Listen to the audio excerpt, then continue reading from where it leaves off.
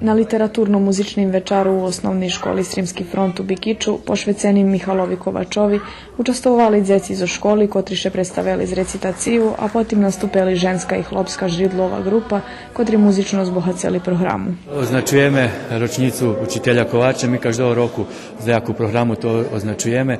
Práve preto, že on veľa zrobil za náš Valo. On tu prišiel 40. roku i bol perší učiteľ u našej školi, keď sa otvorila i veľa zrobil za Rusnácov u Bikiću. Zazberovali ih tu u inicijator osnovanja našeg kulturno-prosvetnog društva, a tiž tak i našeg domu kulturi i veľa Bikićani išće ho pametaju i ne zabuvamo.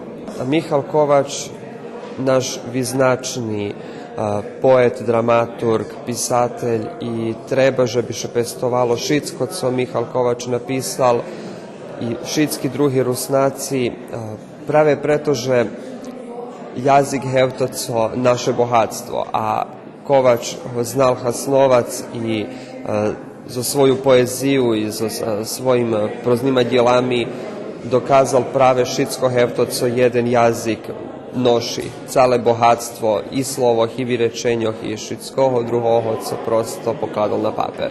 Po pričitanja jeho poeziji i vešedovanja o tvorčosti našoho viznačnog pisatelja, novinara, autora i kulturnog dijača, programu prikrašela i vistava Maljunkoh Dragici Živković zo Šidu.